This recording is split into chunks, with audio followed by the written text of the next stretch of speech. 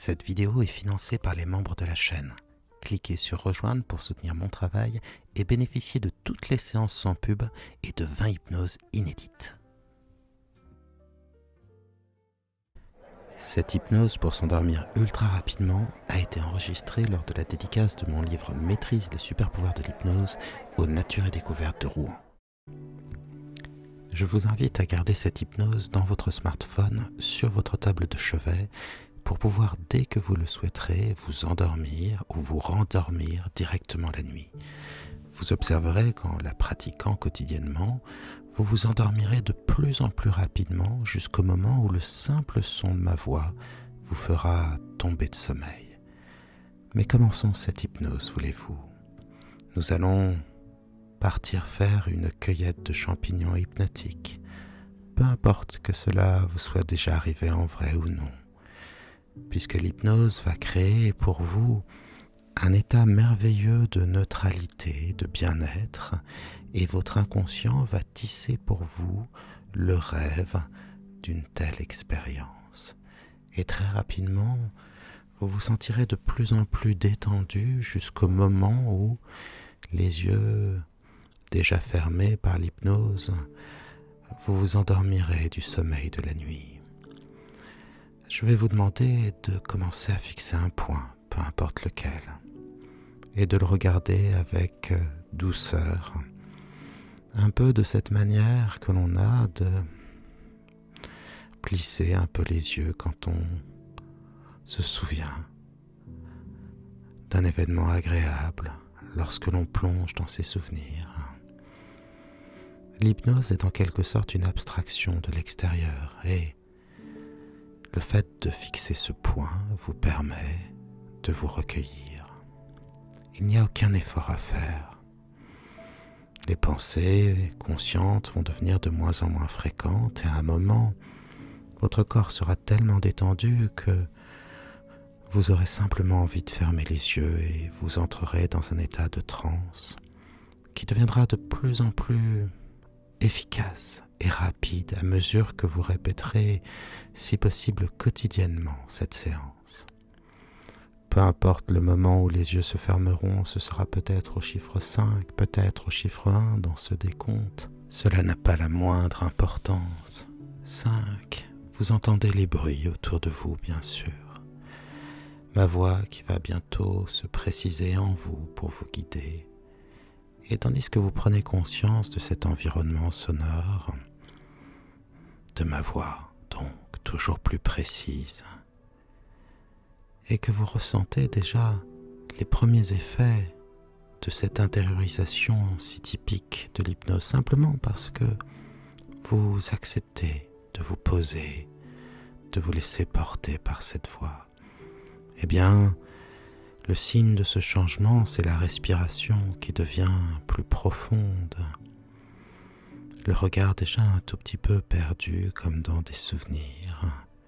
Et puis ce sont les sensations du corps qui deviennent plus précises là où se porte l'attention, comme sur le contact de l'air, contre le visage, contre les mains. Et comme nos états émotionnels sont très liés à la respiration, prenez 2 inspirations profondes, comme cela, comme pour donner un élan à votre détente et laisser ensuite votre respiration s'approfondir toute seule. Et pendant que les pensées s'accrochent et se décrochent, se conjuguent, s'alternent, se retrouvent, se joignent, se disjoignent et créent en elles-mêmes les ressources nouvelles d'un changement. Vous observez simplement.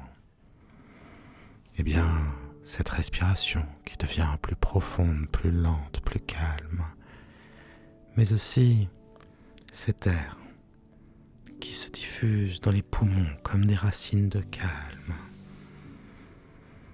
pour apporter calme, sérénité, immobilité au corps, ce corps qui se détend de plus en plus pour entrer en transe. 4. Et d'autres sensations s'installent, nées simplement d'un processus inconscient qui vous invite à aller de plus en plus vers l'hypnose. c'est par exemple le poids de la respiration plus profonde, plus lente, plus calme et donc plus lourde, comme le sont les bras, un peu plus lourds, les jambes, le corps entier, gagné par cette immobilité lourde et un peu engourdie qui permet au corps, lui, d'entrer encore un peu plus en transe, tandis que sur un mode différent, l'esprit s'allège et lui aussi, s'enfonce dans la rêverie, il plane, laissant au corps aussi cette lourdeur de plus en plus forte et agréable. Le corps est lourd sur le lit solidement ancré sur le sol solidement ancré sur les fondations de cet endroit, ces fondations ancrées sur la ville, et rêvons encore plus loin, la ville ancrée sur la terre ancrée dans le système solaire ancré dans la galaxie ancrée dans l'univers ancré dans le temps, et le temps solidement ancré en vous, tandis que vous vous ancrez de plus en plus en transe. 3. Et il faut bien se dire que l'hypnose est un état naturel. Lorsqu'on se balade par exemple en forêt depuis un certain temps, au départ, on regarde le paysage et puis parfois l'esprit se perd et se met à rêver, ou parfois, après de longues minutes de marche, on commence à se sentir vraiment connecté, bien et loin de tout. Et tout cela, ces états que l'on appelle océaniques, sont des états hypnotiques. Alors, pendant que la pensée, non pas erre dans cette promenade, dans cette évolution, dans cette forêt que l'on pourrait comparer aux sentiments, aux images, aux pensées, de quelque manière qu'elles soient représentées, les pensées inconscientes, bien sûr, celles d'un esprit conscient de plus en plus endormi à mesure que vous entrez plus profondément en transe. Et bien souvent, il suffit d'un rien pour se mettre à voyager dans ce voyage mental qu'est l'hypnose. Je me souviens bien sûr de ce passage dans La Recherche du temps perdu où le jeune Marcel déguste une madeleine trempée dans un petit peu de thé, et le goût de cette madeleine réactive le souvenir de son enfance, les souvenirs de Combray, de sa grande-tante, de cette période d'insouciance douce de la jeunesse. En fait, à ce moment, il entre en transe, et la transe se joue de l'espace et du temps, et la transe se joue elle-même de l'oubli. Elle permet de tout traverser, de tout revivre. Elle est ce mode alternatif unique qui nous permet d'avoir accès à nous-mêmes d'une manière bien plus forte et facile en même temps. Vous entrez encore plus en transe. 2. Alors que vos pensées s'accrochent et se décrochent, se conjuguent, s'alternent, se rejoignent, se disjoignent, forment en eux-mêmes une nouvelle forme, une Gestalt, comme on dit en allemand, une forme de forme, au sens nouveau, plus, davantage, bien davantage que la somme de ces parties, cet ensemble qui correspond à une sorte d'océan de pensées inconscientes, alors que vous savez donc déjà plus que vous ne saviez que vous saviez. Alors que faire? Ce faisant se faire n'être rien d'autre que ce que l'on sait faire. 1. Vous êtes dans une transe agréable. Et ma voix et votre respiration, tout cela va vous faire entrer encore plus profondément en transe, de plus en plus profondément, de fois en fois, à mesure que vous répéterez cette séance, si possible sur une base quotidienne, mais aussi de plus en plus à mesure que le temps simplement va passer, rythmé par cette respiration toujours plus lente et par ce voyage merveilleux, ce voyage mental que vous allez faire.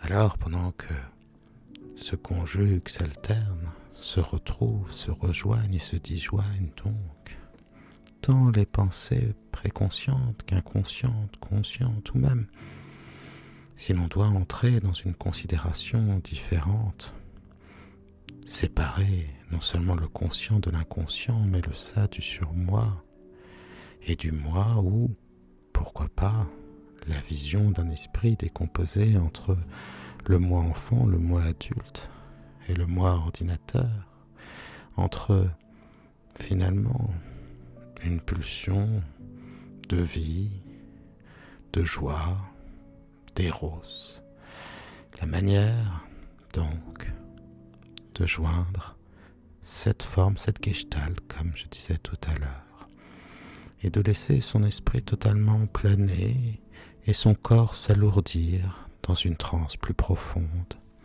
Car oui, vous entrez dans une transe plus profonde. Et maintenant, j'aimerais simplement que votre esprit inconscient vous fasse vivre une forêt. Une très belle forêt en automne. Chacun a son trajet vers cette expérience.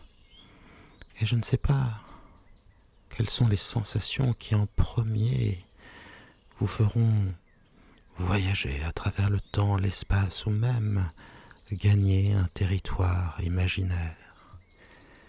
Est-ce que ce sera l'odeur lourde et forte, l'odeur agréable, réconfortante de la forêt, cette odeur de feuilles mouillées, cette odeur aussi que l'on sent particulièrement en automne, lorsque les champignons aussi diffusent leurs odeurs et que l'humidité de l'air et le froid, pour l'instant encore agréable, lui donnent une épaisseur, une vie, une présence plus grande.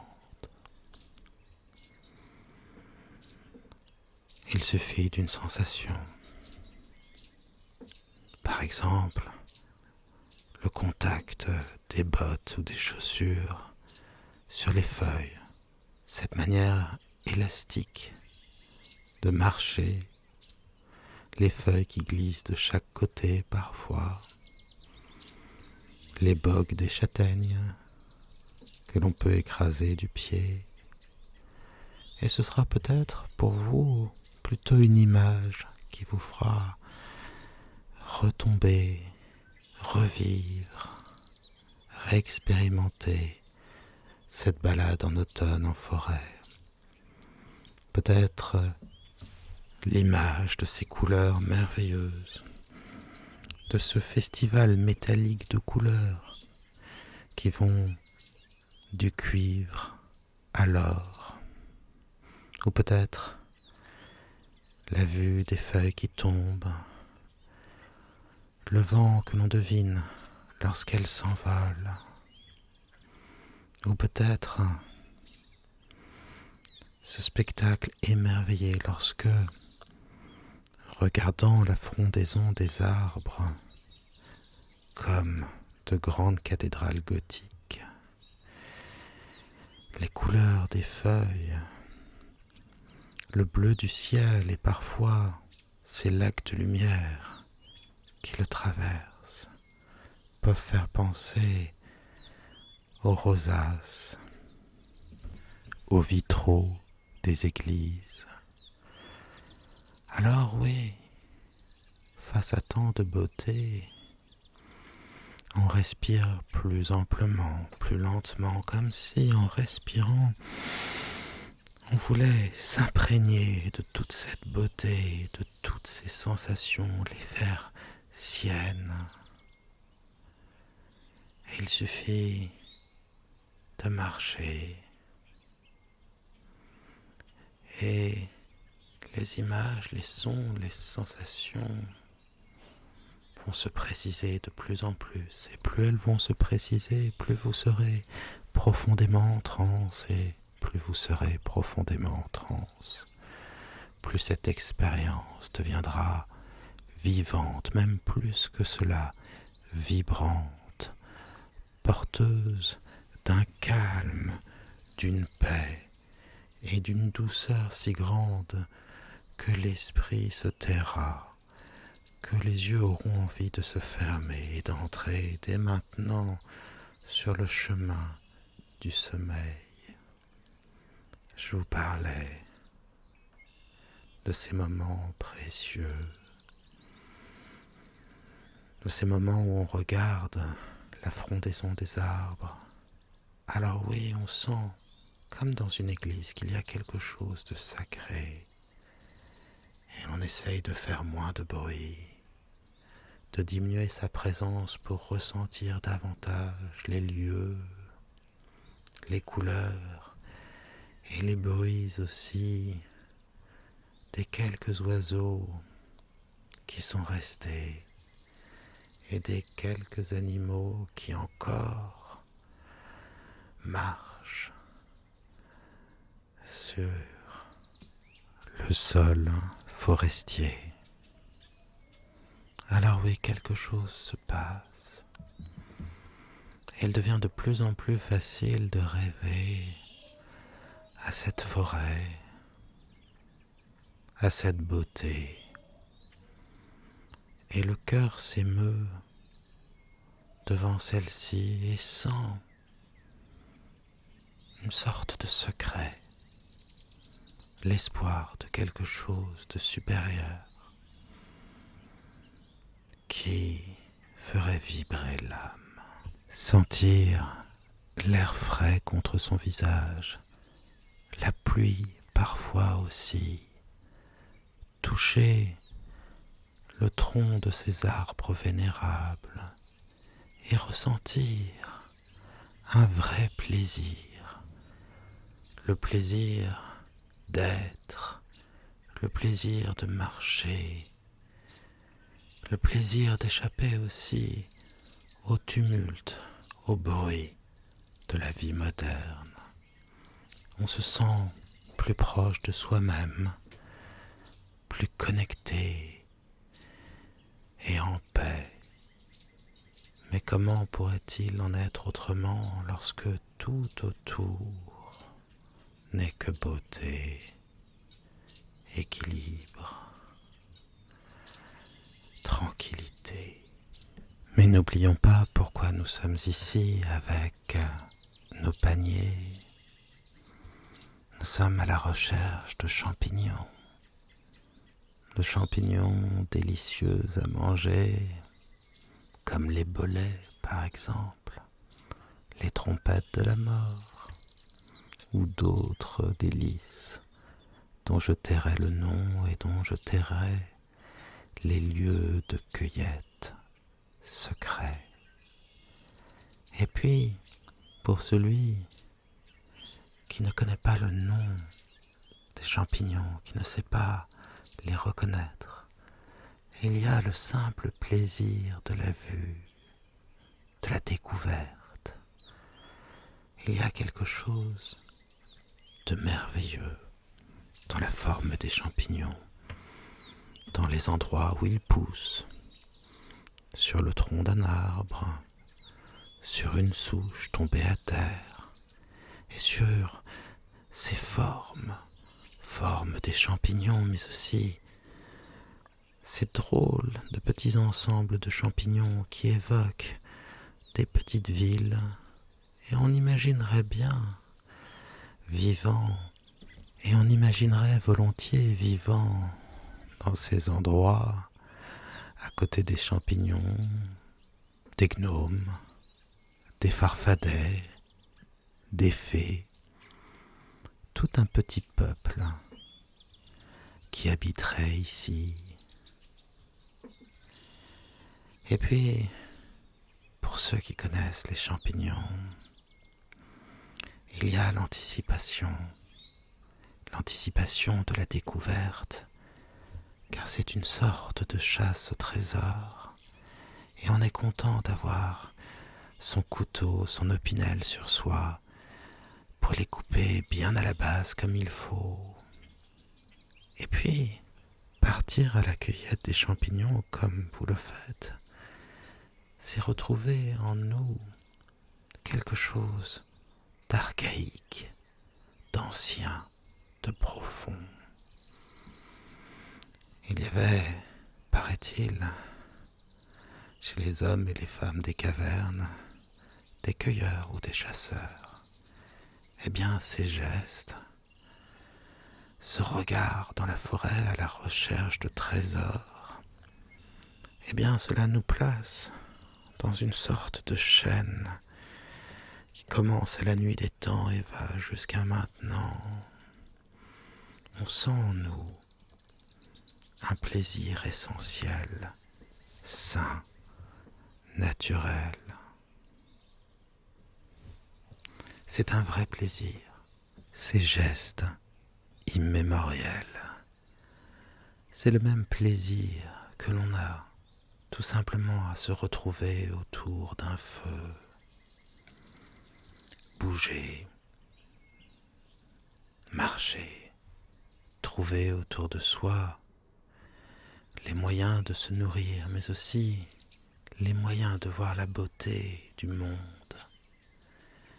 et être surpris, oui, par cette beauté si courante, si présente, si abondante.